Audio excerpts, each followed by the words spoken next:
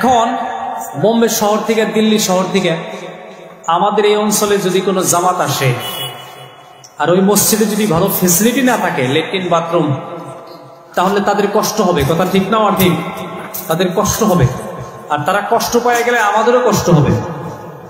তো বুজুর্গ দোস্ত, আজকের দিনেও আপনি মসজিদ সাজান কি দিয়া? খুশবু দিয়া। সুন্দর করে ঘর বানান।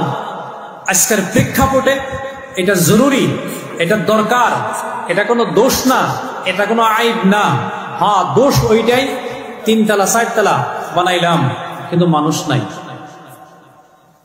এটা দোষ। মানুষ বাড়তেছে, ঘর সুন্দর করেন, সাজান, সঙ্গে মারমর লাগাই দেন। মার্বলে না হয় আরো দামিতে লাগান। যদি মানুষ আরো এর উপরে আকর্ষণ হয়ে বেশি আহে, জামাতে মানুষ বেশি বাড়ে, আরো সাজান, আরো সুন্দর করেন, খুশবু দিয়ে দেন, আতর লাগাইয়া দেন। কাবা ঘরের চাইরে মুড়া মানুষ তো ধরে, কাবা ঘরের হাতে মানুষে যা করে শরীয়তে জায়েজ নাই, কিন্তু ওটা মানুষে আবেগে করে। আল্লাহ এটা ধরবো না কিয়ামতের দিন। সুবহানাল্লাহ কই। মানুষ ইমোশনাল হয়ে যায়, এখানে যায় মানুষ আবেগিক হয়ে যায়। আল্লাহর ঘরের সাথে মানুষ এইভাবে ধরে, যেখানে সেখানে হাত দেয়, মানুষের চুম্বন করে, গাল লাগায়, মাথা লাগায়, কিন্তু এগুলো ঠিক না। মানুষ এখানে আবেগে করে। তো এগুলো করে যাওয়ার পরে প্রত্যেক নামাজের টাইমে যে বিরতিটা দেয়, যখন তোয়াব বন্ধ হয়, খালি ফরজ নামাজের টাইমে তোয়াব বন্ধ হয়, ওই টাইমে খাদিমরা আতর দিয়া ভালো করে বৈশা দেয়। আবার জোরে বলেন সুবহানাল্লাহ। তাহলে মসজিদ আমরা সুন্দর করতে পারবো।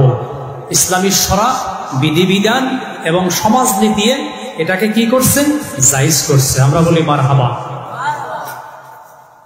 তো মসজিদ যে বানাইলেই আপনাকে আমাকে আল্লাহ পুরস্কার দিবে, এটা দুনিয়ার কেউ বলে নাই।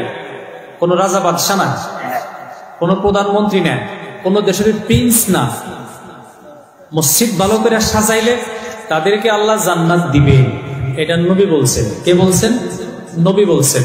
নবীর কথা কোনদিন মিশা কথা আছে কি? নবী যা বলছে তা হবে কি না? তা হবে। যদি তাই হয়, আপনি যদি একিন করেন, একিন করে যদি আপনি বিসমিল্লাহির রহমানির রহিম কইয়া একটা মার্বল আপনি বসায়া দিলেন, রাসূল কইছেন মসজিদ বানাইলে, মসজিদ সাজাইলে তার জন্য জান্নাত আল্লাহ বানায়া রাখবে। একিন ছাড়া আমল হয় না, একিন ছাড়া, বিশ্বাস ছাড়া আমল করে লাভ হয় না। বুজুর্গ দোস্ত, কিরকম জিনিস একিনটা? হযরত আলী রাদিয়াল্লাহু তাআলা আনহুকে একদিন মা ফাতিমা বললেন, প্রাণের স্বামী, আমরা অত্যন্ত গরিব মানুষ, আমাদের সংসারে সবসময় অভাব। আলী রাদিয়াল্লাহু তাআলা আনহু কত অভাব ছিল। উনি এক টাইমে রাষ্ট্রপতি হয়েছিলেন, মদিনার খলিফা হয়েছিলেন, গভর্নর হয়েছিলেন। যখন উনি গভর্নর মদিনার, এরপরে হযরত আলী মানুষের খেজুর বাগানে পানি দেওয়া কাম করছেন।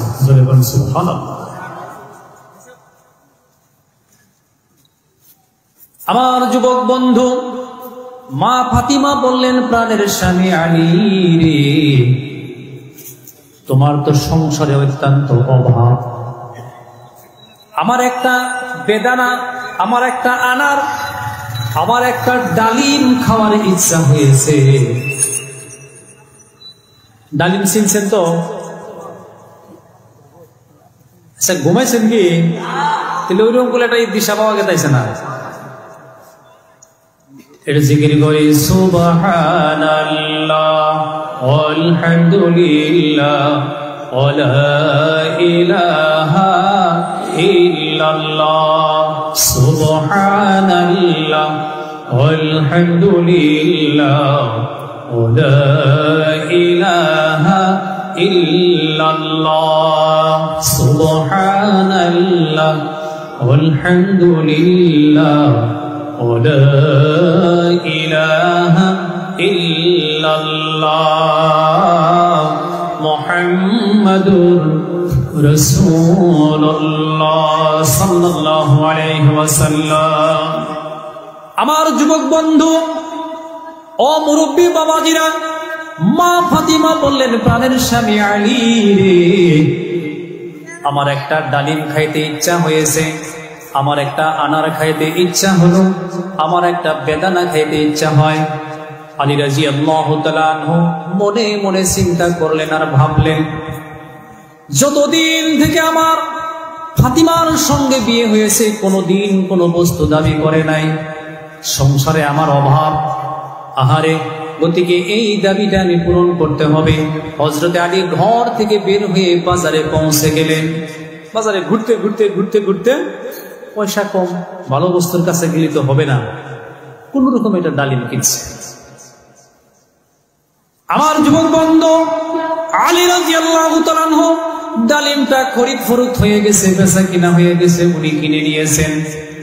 ডালিমটা হাতে করে নিয়ে বাজার থেকে বের হয়ে যায়। বের হইতে রাস্তার মধ্যে একজন ফকিরের সাথে দেখা হয়ে যায়, ভিক্ষুকের সাথে দেখা হয়ে যায়। ভিক্ষুক আলী রাদিয়াল্লাহু তাআলা আনহুর সম্মুখে হাত বাড়াইয়া দিলেন।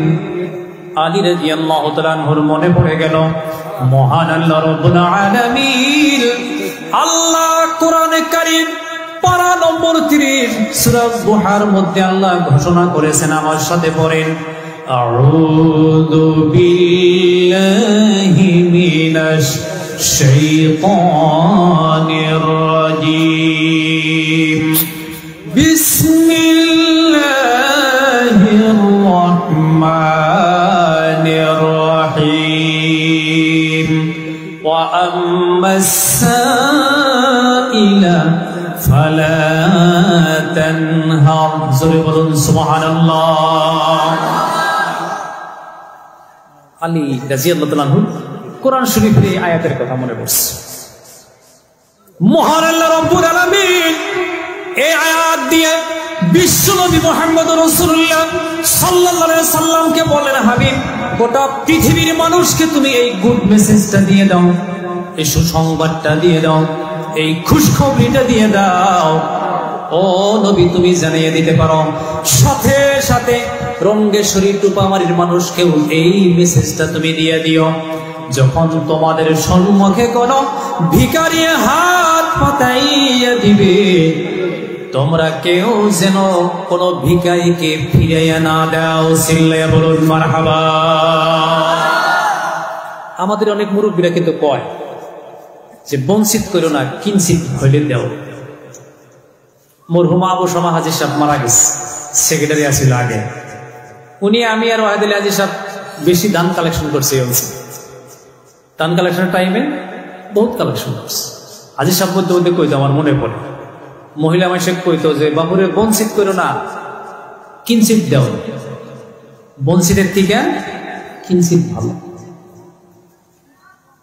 আমার যুবক বন্ধু, আপনার কাছে যখন কোনো ভিখারি যাবে, আপনার কাছে যখন কোনো কেউ যাবে হাত পাতবে, আপনি এই কথাটা ভয় করতে হবে, হয়তোবা ওই ভিখারিকে মহান আল্লাহ আপনার কাছে পাঠাইয়া দিছে। কথা বুঝে আসছে না? নাই, ওই জন্য আপনি ঘুরে দেখেন না। আমার যুবক বন্ধু মুরব্বীরাগণ, আলী রাদিয়াল্লাহু তাআলা আনহুর মনে পড়ে গেল আয়াতের কথা, ওয়া আম্মাস সাইলা ফালা তানহার। আল্লাহ বলেছেন, তোমার কাছে কোনো ভিখারি হাত পাতাইলে হাতটাকে ফিরাইয়া দিও না। নদীর এপার ভাঙ্গে ওই পার গড়ে, এই তো নদীর খেলা। সকাল বেলার ধ্বনি রে তুই ফকির সন্ধ্যা বেলা। এটা হইতে পারে না। নাই, কোনদিন মানুষকে ফিরাবেন না যদি হাত পাতে, কোনো দিন না। আপনি জানেন যে হাত পাচ্ছে নিয়ে বিড়ি কিনা খাবো, ও কি খায় খায়, আপনার দায়িত্ব আপনি দিয়ে দেন। সব দিব কেরা? যারে দিয়েছেন ও সব দিতে পারবো? সবের মালিক ও। আজকে এখানে আপনারা দান করবেন, আমি সব দিব, সভাপতি দিব, কেউ দিব, কেউ না, সব কেনা দিব আল্লাহ দিব। আল্লাহর জন্য দেওয়া লাগবে। কার জন্য দেওয়া লাগবে? আল্লাহর জন্য, আল্লাহকে দেওয়া লাগবে। হাজী ইমদাদুল্লাহ মুহাজিরে মক্কি, হাজী ইমদাদুল্লাহ মুহাজিরে মক্কি আলেম আসিল না, কিন্তু ওনার দরবারে 10 লক্ষ করে আলেম ভিড় করে থাকতো। জোরে করেন মারহাবা। আমার যুবক বন্ধু, আমার মুরব্বীগণ, একদিনের ঘটনা। হাজী ইমদাদুল্লাহ মুহাজিরে মক্কি রহমাতুল্লাহ আলাইহি হজ করতে গিয়ে কাবা ঘর তোয়াফ করতেছে। তোয়াফ করতে করতে কখনো কখনো কানের মধ্যে আওয়াজ আসে, মানুষ আল্লাহর ঘর তওয়াফ করে, আল্লাহর ঘরের গিলাফ ধরে, আল্লাহর ঘরের ওয়াল ধরে, বিভিন্ন দোয়া করে, হে সম্মানিত ঘরের মালিক আল্লাহ।